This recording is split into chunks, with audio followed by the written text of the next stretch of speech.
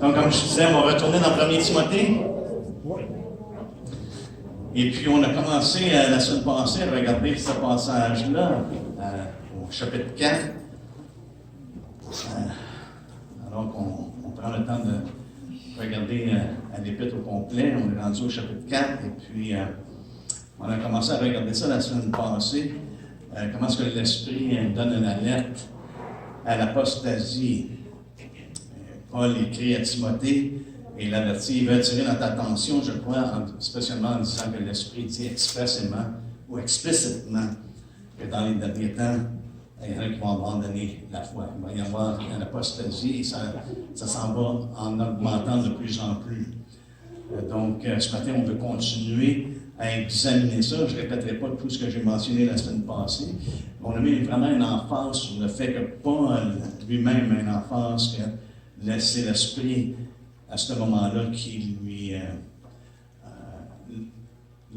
donne l'impression de vraiment mettre une emphase sur ce danger-là qui est présent. C'est un danger présent et un danger également qui est à venir. C'est une chose qui est rencontrée à travers toutes les générations.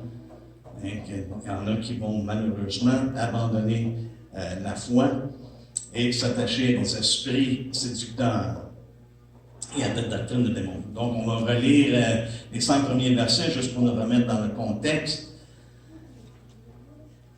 Verset 1, ça nous dit « Mais l'Esprit dit expressément que dans les derniers temps, quelques-uns abandonneront la foi pour s'attacher à des esprits séducteurs et à des doctrines de démons par l'hypocrisie de faux docteurs portant la marque de la flétrissure dans leur propre conscience. Ils prescrivent de ne pas se marier, de s'abstenir d'aliments que Dieu a créés pour qu'ils soient pris avec action de grâce par ceux qui sont fidèles et qui ont connu la vérité. Tout ce que Dieu a créé est bon et rien ne doit être rejeté pourvu qu'on le prenne avec action de grâce. Parce que tout est sanctifié par la parole de Dieu et par la prière. Donc ce matin, encore une fois, Seigneur, on te rend grâce pour ta parole. On te demande que nos cœurs soient disposés de recevoir ce que ta parole nous enseigne, ce que ton esprit, Seigneur, nous enseigne, et qu'on soit prêt à mettre en pratique tout ce que tu nous fais part. On te remercie encore une fois ce matin, en ton nom. Amen. Donc, la semaine passée, on a justement on a examiné ensemble qu'on ne doit pas ignorer la réalité de la présence également de l'Esprit dans l'Église. Et ici, il nous donne vraiment un avertissement qui est clair. Paul, je crois, veut qu'on connaisse le fait que l'Esprit de Dieu est celui qui est à l'œuvre dans l'Église. Et lorsqu'il parle à Timothée, il veut que Timothée soit assuré que qu'est-ce qui est dit vient de la part de Dieu, vient de la part de l'Esprit de Dieu. Et puis, on a vu ensemble que une des choses qu'on reconnaît que l'Esprit ne fait pas, c'est qu'il ne renie pas Jésus, il ne renie pas le nom du Maître. Et ici, c'est ce que Paul est en train de donner comme consigne à Timothée. Il dit qu'il y en a qui vont venir et c'est exactement ce qu'ils vont faire. Et là, tu peux savoir, tu peux discerner vraiment si c'est l'Esprit de Dieu ou c'est l'Esprit d'Antéchrist. C'est des personnes, des esprits séducteurs, ou c'est vraiment, c'est vraiment des doctrines de démons, ou c'est vraiment l'Esprit de Dieu qui enseigne la saine doctrine. On est en mesure de le reconnaître. Et c'est une chose qui va aller, je crois, en augmentant. Et c'est avec ça qu'on a terminé la semaine passée, que Paul parle des derniers temps, mais c'était déjà les derniers temps lorsque Paul a écrit. Et maintenant, nous sommes non seulement dans les derniers temps, mais je crois que nous sommes à la fin des temps. Le temps approche. On doit avoir des yeux pour examiner, voir ce qui est en train de se passer. Et d'enligner, on pourrait dire, nos vies avec la révélation que Dieu nous donne. Là, ce matin, j'aimerais qu'on considère vraiment l'entremise à travers laquelle cette défection-là se fait. Ça dit que quelques-uns abandonneront la foi pour s'attacher à des esprits séducteurs et à des doctrines de démons par l'hypocrisie de faux docteurs, par l'hypocrisie de faux docteurs. Le texte en grec peut être traduit de différentes façons, au moins de deux façons. Ici, l'entremise, c'est les faux docteurs. Il y a des traductions, la façon qu'ils le traduisent, c'est les faux docteurs qui abandonnent la foi et s'attachent à des esprits séducteurs et de doctrine. Je vais juste vous lire dans pas l'Estendal, mais dans la Martin, comment est-ce que c'est écrit? Ça dit « Or, l'Esprit dit expressément qu'au dernier temps, quelques-uns se révolteront de la foi, s'abandonnant aux esprits séducteurs et aux doctrines de démons, enseignant des mensonges par hypocrisie et ayant une conscience cautérisée. » Donc, on voit ici la façon que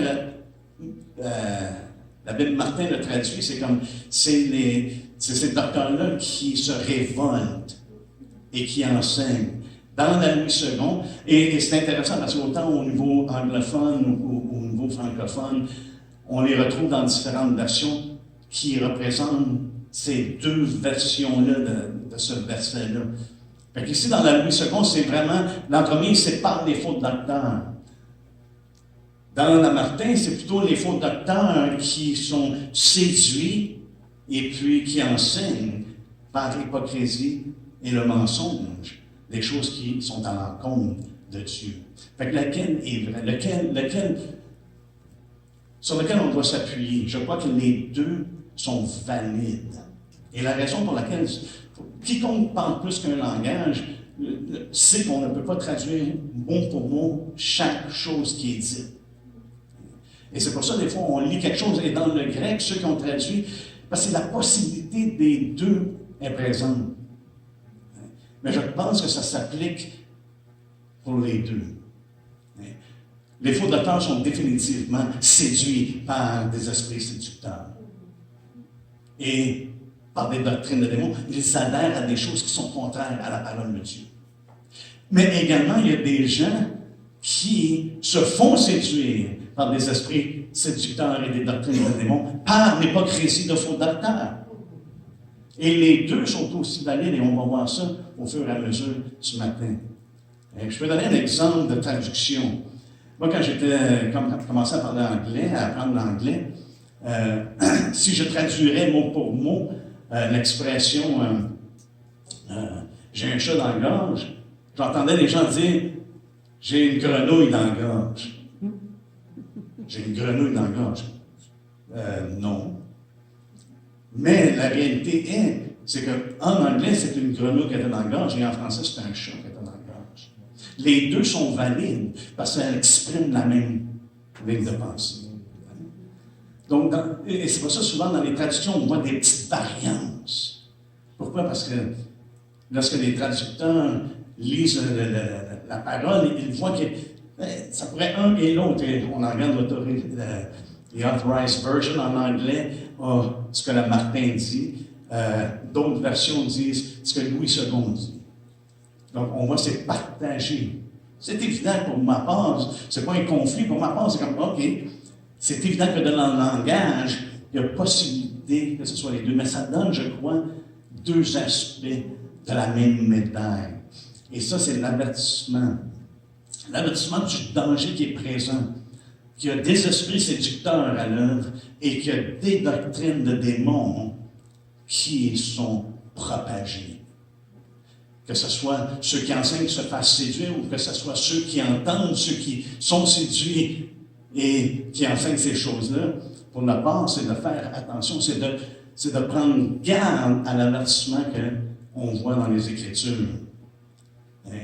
Et des fois, je pense qu'on s'astine sur des choses qui sont absolument, ou pas s'astiner, mais des fois, on s'accroche sur des choses qui sont, pour ma part, insignifiantes. Parce que l'avertissement qu'il donne, c'est le danger qui est là, d'esprit séducteur et de doctrine de démons. Et c'est ça qu'on doit s'arrêter. Donc, est-ce que c'est les faux docteurs eux-mêmes qui sont séduits, ou est-ce que c'est certaines personnes, certains disciples qui sont séduits par les faux docteurs? Je pense que Paul, ici, dans le contexte, nous aide un peu à comprendre.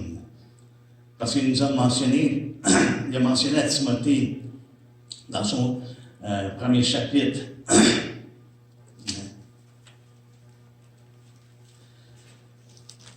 Qu'il y en a qui ont malheureusement perdu une bonne conscience. Au verset 19 du premier chapitre, ça dit « En gardant la foi et une bonne conscience, cette conscience, quelques-uns l'ont perdue et ils ont fait naufrage par rapport à la foi. De ce nombre sont Hyménée et Alexandre, que j'ai livrés à Satan afin qu'ils apprennent à ne pas blasphémer. » On voit ici que Paul, il a déjà donné un avertissement. Il y en a qui quittent la voie. Hein. Ils portent, comme il mentionne au chapitre 4, ils portent la marque de la flétrissure. Ils sont marqués au fer rouge. Justement, dans la Martin qu'on a lu tantôt, ça dit « ayant une conscience cautérisée, brûlée, qui est rendue complètement insensible. » Et c'est ça qui arrive éventuellement lorsqu'une personne est confrontée ou que l'Esprit de Dieu convainc et la personne résiste, elle s'endurcit, elle devient insensible. Et ça, c'est l'accusation que Paul a fait justement aux Juifs, en mentionnant Ésaïe, justement, que leur cœur était devenu insensible, à force d'entendre la parole de Dieu et de résister, le cœur s'endurcit. Donc, ça se peut que des personnes qui ont commencé avec le Seigneur, tranquillement, se soient endurcies. Paul mentionne, il y en a qui se sont égarés dans le 20 discours, encore au premier chapitre, au verset 6. Quelques-uns s'étant détournés de ces choses se sont égarés dans de vains discours. Ils commencent à enseigner des choses, des fables et ces choses-là. Et ils commencent à enseigner d'autres doctrines. Donc ici, Paul, au chapitre 4, fait mention que c'est quelques-uns abandonneront la foi et puis ils vont se donner des esprits séducteurs, des doctrines de dénom, par l'hypocrisie de faux docteurs. Hein. Et ici, on voit que, à travers les Écritures, on voit qu'il y a des hommes qui ont été poussés par de faux esprits, poussés par des esprits séducteurs. Si on irait voir ensemble, on ne prendra pas le temps ce matin d'aller voir, mais dans le premier roi, au 22e, peut-être qu'on va y aller. Premier roi, au 22e chapitre.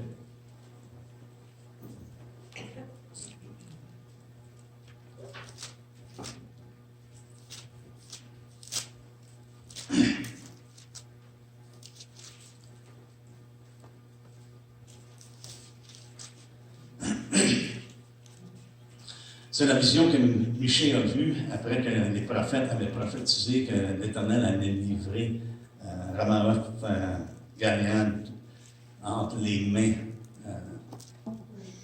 d'Akab. Ils ont tous prophétisé la même chose. Et puis Michée a une vision, lui avait été dit, hey, faut que tu prophétises la même chose que les autres, et encourage le roi, puis ça va bien, accorde-toi avec eux.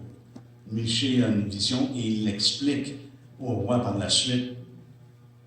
Et ça nous dit au verset 20, on commence au verset 20, au verset 19, il dit, et Michée dit, écoutez donc la parole de l'Éternel, j'ai vu l'Éternel assis sur son trône, et toute l'armée des cieux se tenant auprès de lui, à sa droite et à sa gauche.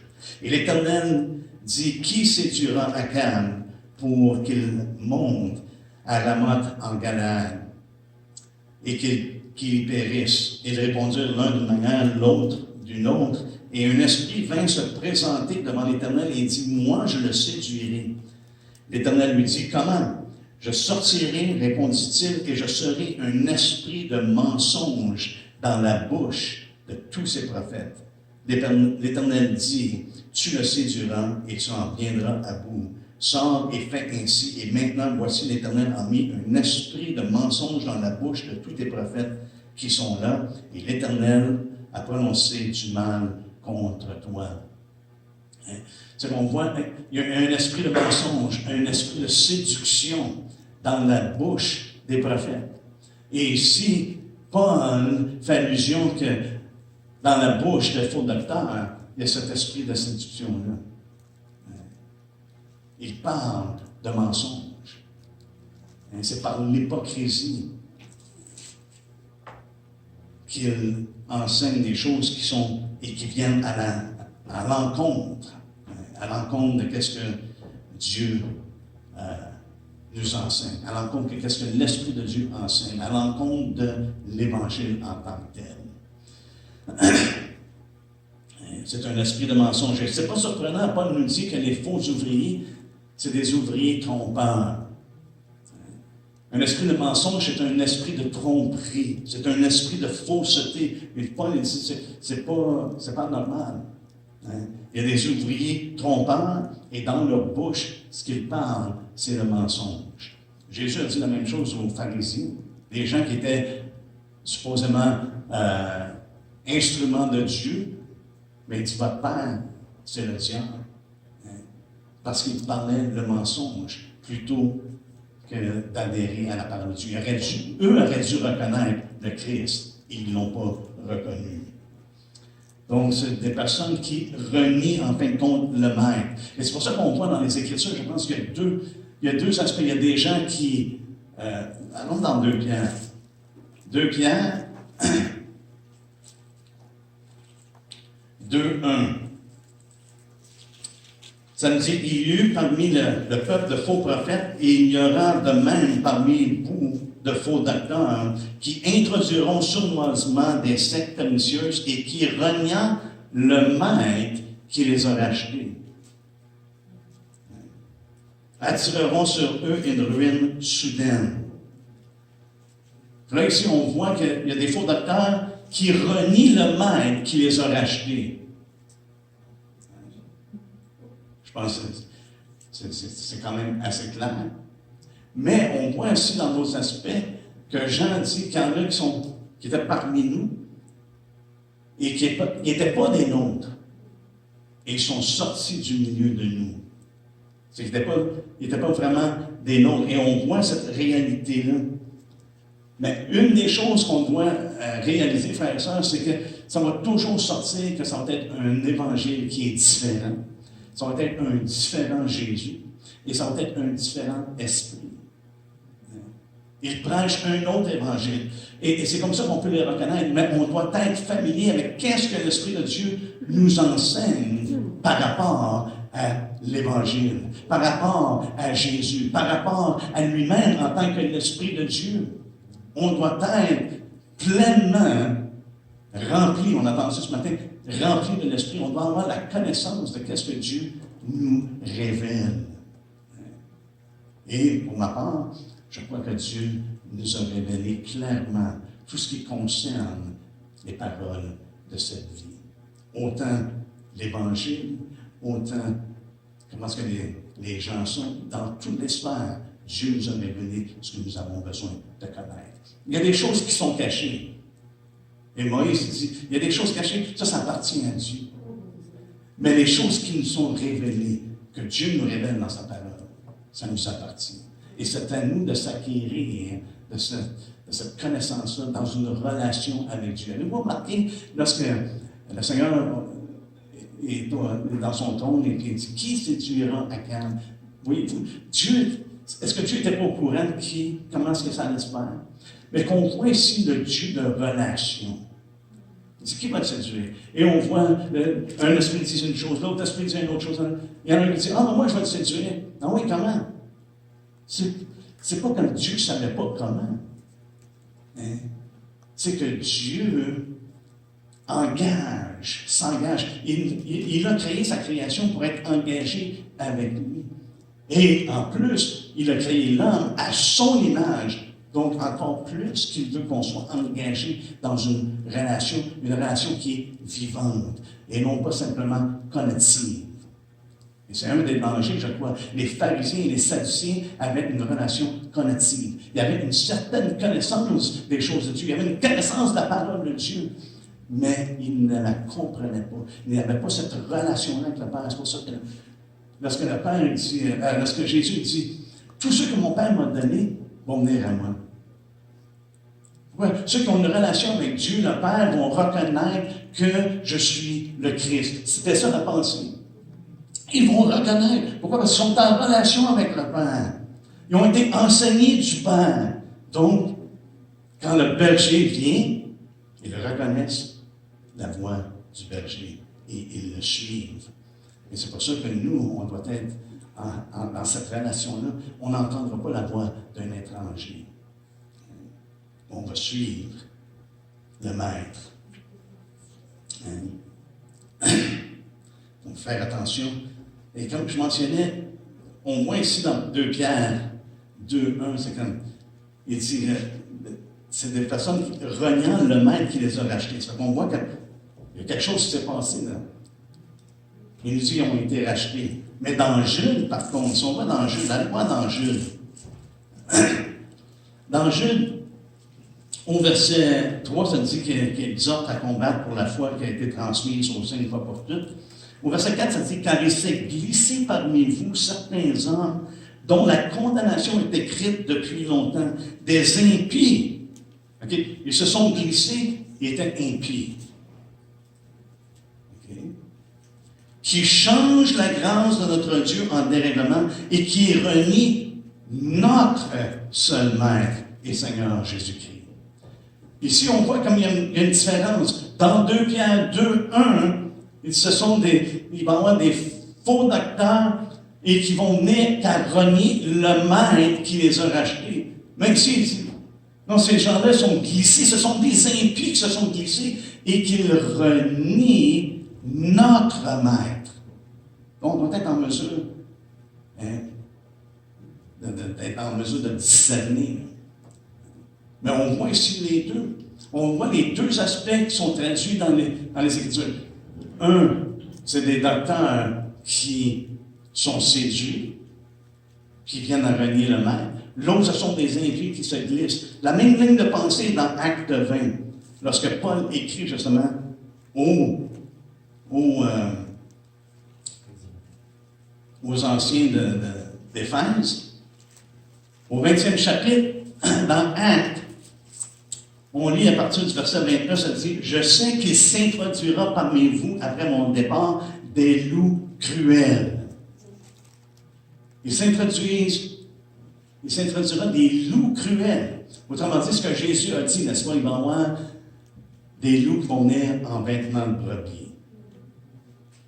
Mais ici, Paul dit qu'il va s'introduire des loups cruels qui n'épargneront pas le troupeau, et qu'il s'élèvera du milieu de vous des hommes qui enseigneront des choses pernicieuses pour entraîner les disciples après eux. Fait qu'on voit ici la même réalité. C'est qu'il y en a qui se glissent, qui entrent, qui s'introduisent, mais ce sont des loups cruels. Personnes qui n'ont pas été rachetées, des personnes qui ne connaissent pas Dieu. Mais par contre, il y en a qui vont se lever parmi vous. Ils vont se lever, et puis qu'est-ce qu'ils vont faire? C'est qu'ils vont enseigner des choses qui sont pernicieuses, des choses qui sont fausses, des choses qui vont à l'encontre, ou qui contredisent ce que vous connaissez, qui contredisent la vérité, qui contredisent Jésus-Christ, qui contredisent l'Évangile, qui contredisent l'Esprit de Dieu. Il y en a qui vont se lever parmi vous. C'est ça qui va se passer, c'est ça qui va se produire. Donc, on doit être sur nos gardes. Prenez garde que personne ne nous séduise. Mais il y en a qui vont venir, ils ont le langage, mais ce sont des loups en vêtements de brebis. Qu'est-ce que Jésus nous a dit? Il dit, vous les reconnaîtrez comment? Par leur fruit. Et le fruit, c'est ce qu'il proclame la vérité. Mais il y en a d'autres, par contre, qui viennent et qui sont là parmi nous, qui disent, et tranquillement, ils commencent à enseigner des choses qui allaient à l'encontre de la saine doctrine. Et c'est ce que Paul a dit à Tite. Il dit qu'il s'attend des gens qui sont attachés à la parole de Dieu telle qu'elle a été enseignée. Telle qu'elle a été enseignée. Mais il y en a qui se lèvent du milieu de vous et puis qui commencent à enseigner d'autres choses comme ça n'a pas été enseigné. Ils introduisent des doctrines pernicieuses, des choses qui sont à l'encontre de Dieu. Donc, il y en a, c'est des ouvriers trompeurs, ce sont des ministres trompeurs, des ministres de Satan du point de départ, des loups cruels. Et il y en a d'autres, par contre, qui s'infiltrent, qui viennent et tranquillement, qui sont au milieu de nous, et tranquillement, leur discours change. Ils commencent à renier le maître qui les a rachetés. On voit la même chose dans Hébreux 10. Dans Hébreux 10, on ne peut pas continuer à pécher volontairement. Mais il y en a que malheureusement, ils commencent à renier.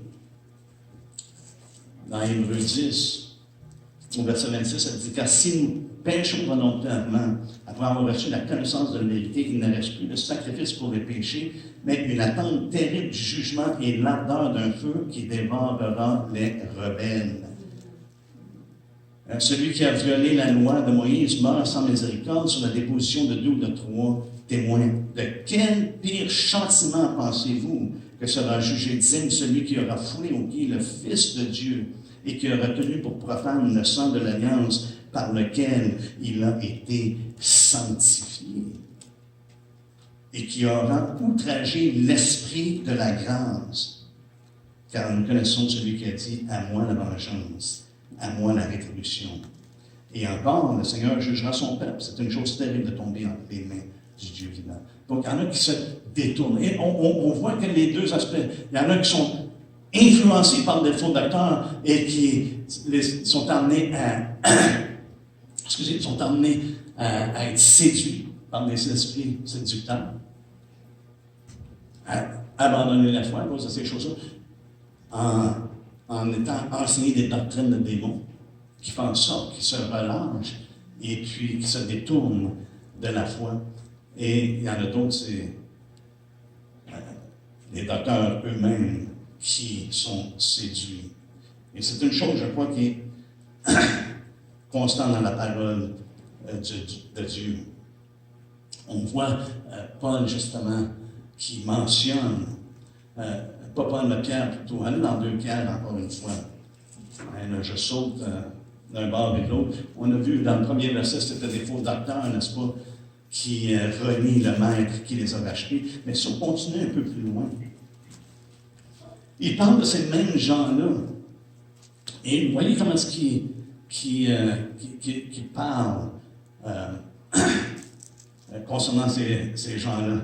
Au verset 15, il dit « Après avoir quitté le droit chemin, ils se sont égarés en suivant la voie de Balaam. » Ils ont quitté le droit chemin. C'est-à-dire, à quelque part, ils étaient peut-être dans le bon chemin. Au verset 20, ça nous dit, en effet, c'est après s'être retiré des souillures du monde par la connaissance du Seigneur et Sauveur Jésus-Christ, ils s'y engagent de nouveau et sont vaincus. La dernière condition est pire que la première. Car mieux valait pour eux n'avoir pas connu la voie de la justice que de l'avoir connue et de se détourner du saint commandement qui leur avait été donné. Là, je vais vous faire remarquer quoi? Ça nous dit ici que leur dernière condition est pire que la première. Donc, il y a une condition première. Hein? Et il y a une condition dernière. Mais ce qu'il ne faut pas négliger, c'est qu'il y a une condition entre les deux. Il y a une condition où ils sont sur le droit chemin. Il y a une condition de temps lorsqu'ils sont sur la voie de la justice et qu'ils adhèrent au saint commandement. C'est lorsqu'ils se détournent que ça tombe mal. Et c'est une chose qui est importante de réaliser. Ça dit, ils ont été retirés des souillures du monde. Entre la première condition et la dernière condition, ils étaient retirés de ces choses-là. Comment ils ont été retirés? Par la connaissance du Seigneur et Sauveur Jésus-Christ.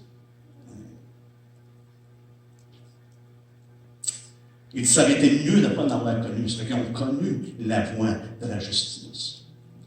Et je pense que c'est ce que Paul fait référence, à Pierre fait référence au fondateur qui éventuellement renie le maître qui les a rachetés. Ils étaient dans la voie. Ils étaient sur le chemin de la droiture, de la justice. Ils se sont détournés du Saint Commandement. Qu'est-ce que le Saint Commandement? C'est quoi le Saint Commandement? Frères et sœurs, Ce qu'on a été commandé de faire, c'est d'aller prêcher la parole de Dieu. Ici, c'est comme c'est en capsule. C'est l'Évangile. Parce que l'Évangile, c'est ce qui nous fait connaître la parole de Dieu. Pierre lui-même l'a dit dans sa première épître. Première épître au premier chapitre. Ça dit, mais la parole, au verset 25, mais la parole du Seigneur demeure éternellement. Et cette parole est celle qui a été annoncée par l'Évangile. C'est le Saint commandement. C'est de prêcher l'Évangile tel que nous l'avons reçu. C'est ce que Paul dit aux Corinthiens, n'est-ce pas? Il dit, écoutez, je vous ai prêché l'Évangile, mais vous devez le garder selon les termes. Au chapitre 15, selon les termes que je vous les ai donnés. Au chapitre 15 de 1 Corinthiens, au verset 1, ça dit, je vous rappelle, frères, l'Évangile que je vous ai annoncé, que vous avez reçu, dans lequel vous avez persévéré et par lequel vous êtes sauvés, si vous le retenez dans les termes où je vous l'ai annoncé. Ça fait qu'une personne peut retenir l'Évangile, mais non selon les termes. Ça devient un autre Évangile. Mais il dit, vous devez le retenir selon les termes, dans les termes que vous l'avez annoncé. C'est pour ça qu'on doit croire la parole de Dieu telle que nous l'avons reçue, telle qu'elle a été enseignée. Et c'est ça qui est important. Parce que l'Esprit dit expressément que dans les derniers temps, ce danger-là va être de plus en plus grandissant. Il va y avoir des esprits séducteurs et des doctrines de démons qui vont se propager de plus en plus. Paul, je crois, affirme que les deux, c'est dans 2 Timothée, allons dans 2 Timothée. Je pense que Paul affirme également que l'interprétation, la traduction peut être traduite des deux façons. Il le confirme, je crois, dans 2 Timothée 3. Oui. Ça nous dit au verset 13. Mais les hommes méchants et imposteurs avanceront toujours plus dans le mal, égarant les autres et égarés eux-mêmes. Et on voit ici, les faux docteurs sont égarés et par leur hypocrisie, par leur enseignement, ils égarent également les autres. Ce sont des hommes méchants et imposteurs. Ils se détournent de la voie droite. Et c'est pour ça qu'on a plusieurs comment je dirais,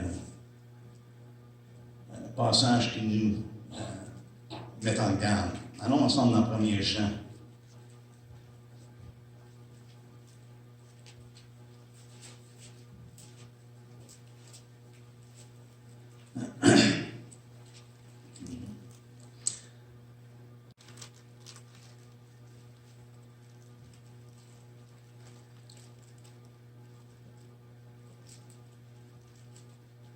Dans 1er Jean, à partir du verset 18, il parle des chapitre 2. Et à partir du verset 18, il parle justement des antéchrists. Il parle de l'antéchrist et des antéchrists à venir. Ça nous dit au verset 18, petits enfants, c'est la dernière heure, et comme vous avez appris qu'un antéchrist vient, il y a maintenant plusieurs antéchrists. Par là, nous connaissons que c'est la dernière heure. Ils sont sortis du milieu de nous, mais ils n'étaient pas des nôtres. On a vu tantôt, il y en a qui viennent, c'est des impies qui se glissent.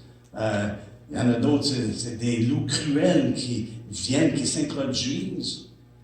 Et je pense ici, ça fait référence, ça c'est des antéchrists. Ils n'ont jamais venu à la connaissance de Christ. Ils ont toujours opposé Christ dans leur enseignement.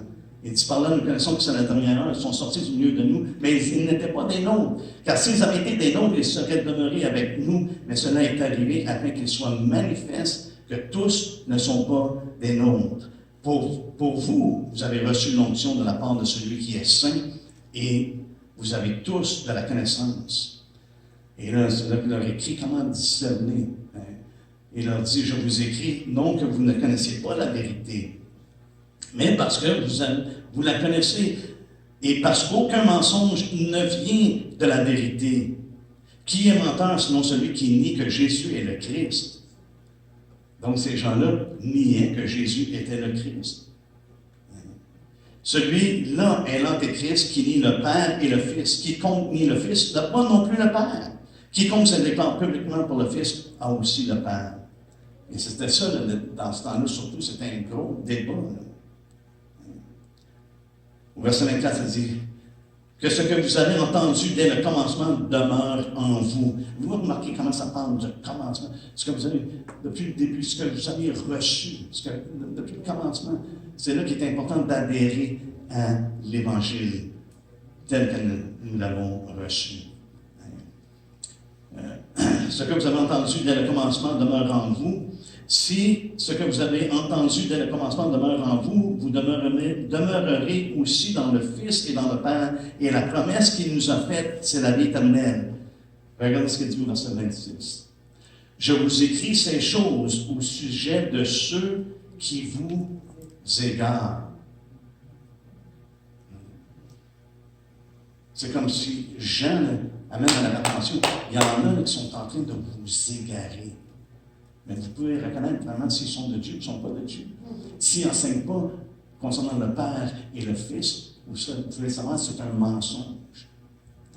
Mais il y en a qui cherchent à vous égarer. Mais il nous dit pour vous, l'onction que vous avez reçue de lui demeure en vous, et vous n'avez pas besoin qu'on vous enseigne, mais comme son onction vous enseigne toutes choses, qu'elle est véritable et qu'elle n'est point un mensonge, demeurez en lui, selon les enseignements qu'elle vous a donnés. L'onction de Dieu, l'Esprit de Dieu enseigne concernant Jésus-Christ. Et non seulement d'enseigner ça concernant Jésus-Christ, mais de demeurer en lui. L'importance de demeurer en lui. Et on sait qu'est-ce que ça implique de demeurer en lui. On ne prendra pas le temps ce matin de regarder à ça. Mais Jésus lui-même a dit, prenez garde que personne ne vous séduise. C'est une mise en garde qu'il nous donne. Et il nous la donne à la lumière des derniers temps, n'est-ce pas? Parce qu'on t'a demandé, on dit, Seigneur, c'est quand est-ce que tu vas revenir? C'est quoi les signes? Qu'est-ce qui va se passer? Comment ça va se passer? Et la première chose qui sort de la bouche du Seigneur, en réponse à ses disciples, prenez garde que personne ne vous séduise. Pourquoi? Parce qu'il va y avoir beaucoup de faux prophètes qui vont venir. Il y en a beaucoup qui vont s'introduire et qui vont venir, et puis il y en a plusieurs qui vont être séduits. Beaucoup de gens vont être séduits par eux. Mais il dit, vous, faites attention. Hein? Et comment est-ce qu'ils séduisent? Ça dit, car plusieurs viendront sous mon nom, disant, c'est moi qui suis le Christ. Et ils séduiront beaucoup de gens. Vous entendrez parler de guerre, de bruit de guerre, gardez-vous d'être troublés. Vous voyez, c'est dans la même style de pensée. On doit se garder d'être troublés, frères et sœurs. Pourquoi? Parce qu'il y a vraiment un danger d'être troublé. Ce qu'on vit en ce moment, les choses qu'on vit, les choses que l'on voit, ont une forte possibilité de troubler le cœur des hommes. Et on le voit, il y a beaucoup de gens qui confessent le nom de Christ et qui sont extrêmement troublés par ce qui est en train d'arriver. Et pourtant, le Seigneur dit, prenez garde, gardez-vous d'être troublés, car il faut que ces choses arrivent. Mais ce n'est pas encore la fin. Nous, on doit avoir la paix de Dieu. Pourquoi? Parce qu'il nous a déjà avertis, il nous a avertis de ces choses-là. Mais il nous a avertis également de prendre garde que personne ne vous séduise. Parce qu'il y en a plusieurs qui vont venir sous son nom. Et on voit que c'est une chose qui réoccure à maintes reprises. Je crois que Pierre a très bien entendu ce que le Seigneur disait. Répétez avec moi dans 2 Pierre 3. On va essayer de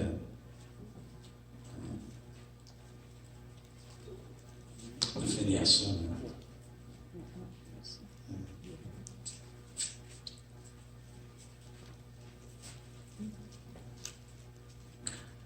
On sait que Pierre savait que Paul enseignait des choses qui étaient difficiles parfois à comprendre.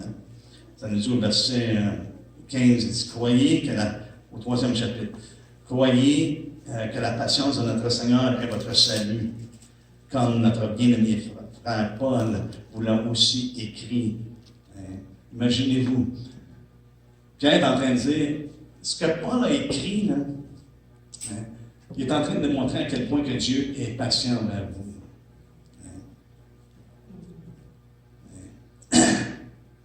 Et c'est pour votre salut. Comme notre bien-aimé frère Paul vous l'a aussi écrit, selon la sagesse qui lui a été donnée, verset 16, c'est ce qu'il fait dans toutes les lettres où il parle de ces choses dans lesquelles il y a des points difficiles à comprendre, dont les personnes ignorantes et mal affermies tordent le sens, comme celui des autres Écritures, pour leur propre ruine. Vous donc, bien-aimés, qui êtes avertis. C'est le but, Pierre dit, sa deuxième lettre, il l'avait écrit justement pour avertir. Vous qui êtes avertis, tenez-vous sur vos gardes, de peur qu'entraînés par l'égarement des impies, vous ne veniez à déchoir de votre fermeté. Fait qu'il les met en garde, il dit, faites attention. N'ayez pas une fausse assurance, mais demeurez en lui. C'est la pensée, comme on voit, comme il l'a mentionné, c'est de demeurer en lui, comme Jean l'a mentionné dans sa propre épître. On l'a vu tantôt, vous avez une onction, vous demeurez en lui. C'est ça qui est important. Et je pense que dans les temps dans lesquels nous sommes, frères et sœurs, on a besoin de s'exhorter réciproquement, de demeurer en lui. Et ça fait penser ce que, justement, dans Hébreu, ça nous dit, de ne pas abandonner notre assemblée, n'est-ce pas? Comme c'est la coutume de quelques-uns qui sont séduits, qui abandonnent la foi.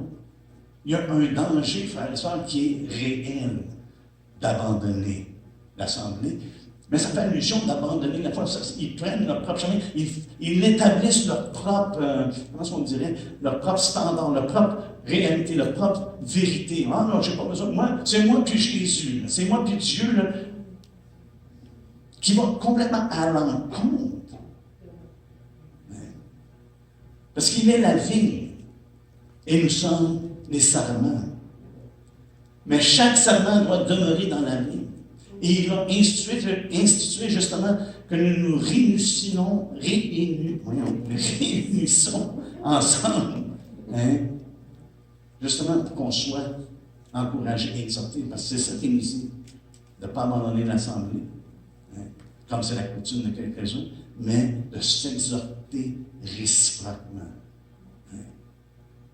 Et ça, on devrait le faire de plus en plus, plus qu'on voit s'approcher le jour. C'est ce qui devrait arriver dans l'assemblée. J'apprécie les temps que nous avons, qu'on prend le temps de partager en bas, prendre un repas ensemble. Ça nous donne l'opportunité de s'encourager, de s'exhorter les uns les autres, de ne pas se relâcher. Pourquoi? Parce qu'il y a un véritable danger. Il y a des esprits séducteurs qui sont à l'œuvre et il y a des doctrines de démons qui circulent et qui influencent. On voit ce qui se passe au niveau de l'Église, au niveau mondial. Frère, ça, il y a des choses qui sont horribles, qui sont faites dans le nom de Christ. Hein? Et on doit être au saguet. Et on va voir la semaine prochaine comment ces choses-là peuvent s'infiltrer dans l'Église. Et à moins vraiment qu'on s'en tienne à la révélation qu'il nous a donnée, à moins vraiment qu'on adhère à l'Évangile tel que nous l'avons reçu, à moins qu'on demeure en Jésus-Christ. Et comme on a entendu ce matin, Denis, à moins que nous soyons remplis de l'Esprit, il y a un danger, frères et sœurs. Hein? Et ce n'est pas une chose qu'on doit prendre à la légère. Le Seigneur ne nous met pas en garde juste pour dire des paroles. Il nous met en garde parce qu'il y a un véritable danger. Et Paul ici réalise ce danger-là, parce qu'il y en a qui ont débarqué.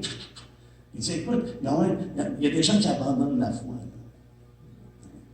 Et on le voit pratiquement à travers les Écritures de ce danger qui est présent. Mais ça veut dire quoi? Alléluia. Il y a quelque chose qui est au-delà de tout ça. Celui qui est en moi est plus grand que celui qui est dans le monde. En Jésus-Christ, il n'y a personne qui peut nous arracher de sa main. Alléluia. On demeure en lui et nous avons quoi? La victoire. Jean nous en fait part dans son épître. Hein? C'est ça la victoire. C'est la foi, on marche avec Dieu, il est avec nous. On n'a pas à s'inquiéter. Je ne crois pas que le Seigneur nous donne des avertissements ou nous dit de prendre garde pour qu'on marche dans la crainte. Au contraire, c'est pour qu'on s'attache à lui, sachant qu'il nous prend par la main et que nous avons la victoire en lui. Amen. Parce que la réalité est là, frères et sœurs. On vit dans un temps qui est périlleux. Et Paul le dit justement à Timothée dans sa deuxième épître. Parce qu'il dit, dans les derniers temps, il va y avoir des temps périlleux. Des temps, au second, la traduction difficile, mais c'est des temps périlleux. Des temps périlleux. Le péril va être tout alentour. Je parlais à quelqu'un dernièrement qui me disait, regarde ce qui se passe alentour. C'est vraiment là. Il y a des périls partout. Hein? Il y a des tragédies partout. C'est à l'échelle globale. Oui. Et la parole de Dieu nous en répond. Il va y avoir des temps périlleux dans les derniers temps. Et malheureusement, dans ce contexte-là, on verra ça dans l'avenir, mais dans ce contexte-là, c'est que les gens vont avoir une forme de piété, mais ils vont renier ce qui en fait la force. Est-ce qu'il y a eu séduction? Tu peux avoir une forme, mais pas la réalité. Est-ce qu'on peut se lever ensemble?